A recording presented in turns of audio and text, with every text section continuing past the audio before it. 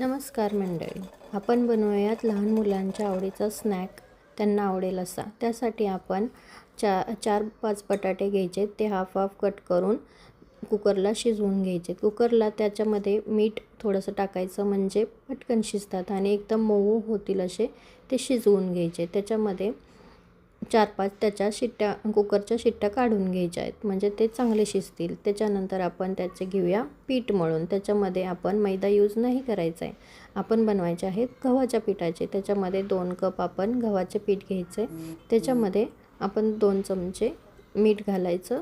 मीठ घातल्यानंतर आपण त्याच्यामध्ये काळे तीळ आणि ओवा हातावर घासून आपण त्याच्यामध्ये टाकायचं आणि त्यामध्ये 2 चमचे तेल टाकायचं आणि चांगलं मऊ होईपर्यंत ते चांगलं मळून घ्यायचं. मऊ मळल्यानंतर एक 10 ते 15 मिनटं 15 मिनटं ते ठेवून झाल्यानंतर आपण बटाटे आपले सोलून घ्यायचे. ते बटाटे मऊ असे शिजायला हवेत. त्यामध्ये आपण लाल तिखट, मीठ, गोडा मसाला, चाट मसाला, गरम मसाला, हळद असं मीठ टाकायचं आहे आणि त्याच्यामध्ये 2 चमचे तांदळाचं पीठ आणि कॉर्नफ्लॉवर पावडर टाकून, कोथिंबीर टाकून ते चांगलं मळून घ्यायचं आहे. जर ते थोडंसं हाताला चिकटत असेल तर थोडंसं हाताला तेल लावून घ्यायचं आहे आणि ते पीठ ठेवायचं साईडला. आणि नंतर आपण गव्हाच्या पिठाच्या 2 पोळ्या लाटून घ्यायच्या. जास्त जाड नाही आणि जास्त पातळ नाही, अशा गव्हाच्या पिठाच्या पोळ्या लाटून घ्यायच्या. जर ते चिकटत असेल तर आपण थोडंसं गव्हाचं पीठ त्याला लावून ते पोळ्या लाटून घ्यायच्या. त्याच्यावरती ते बटाट्याचे सारण आपण लावून घ्यायचे, चांगले पसरवून लावून घ्यायचे. पूर्ण पसरवून लावून घ्यायचे गव्हाच्या पिठाचे. नंतर ती दुसरी पोळी आपण त्याच्यावरून लावून घ्यायची आणि ते पूर्ण साईडून कवर करायचे, पूर्ण दाबून. नंतर थोडीशी एक बाजू पलटी करून थोडंसं लाटून घ्यायचे आणि त्याचे चौकोनी असे काप करायचे.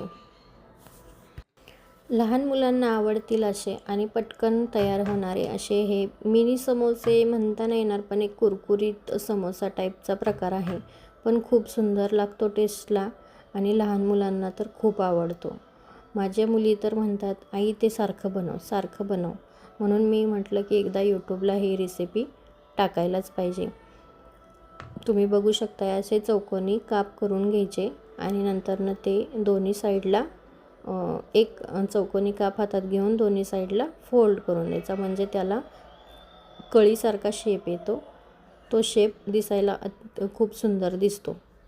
असं ते दोन्ही साईडला फोल्ड करून घ्यायचं आणि पूर्ण छान ते चिटकलं पाहिजे असं दाबायचं.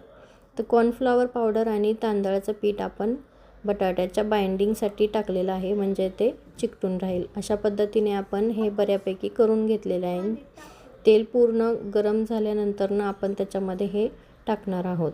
तेल पूर्ण गरम झालेलं आहे आणि आपण ते तळून घ्यायचं आहे. मंद आचेवरती ते तळायचं आहे. जास्त फुल गॅसवर तळल्यामुळे ते आतून कच्चं राहण्याची शक्यता आहे, म्हणून ते कमी गॅसवरती तळायचं आहे. पूर्ण लाल होईपर्यंत मीडियम गॅसवरती ते तळायचं आहे. थोडा उशीर लागतो, पण ते आतून कच्चं राहत नाही, म्हणून ते आपण मंद आचेवरती तळणार आहोत. तुम्ही बघू शकता किती छान कलर आलेला आहे आणि दिसायला पण खूप सुंदर दिसत आहे. तर ते आपण एका प्लेटमध्ये काढून घेणार आहोत आणि त्याला आपण खायला देणार आहोत. आपण एक सॉस बरोबर, टोमॅटो केचप बरोबर खायला देतो, किंवा आपण एक खोबऱ्याची चटणी पण करू शकतो. टोमॅटो सॉस बरोबर पण खूप सुंदर लागते. मी खोबऱ्याची चटणी नव्हती बनवली, म्हणून मी टोमॅटो सॉस बरोबर मुलांना खायला देते. खूप छान लागते टेस्टी. एकदा नक्की ट्राय करा आणि माझ्या चॅनलला सबस्क्राईब करा. थँक्यू.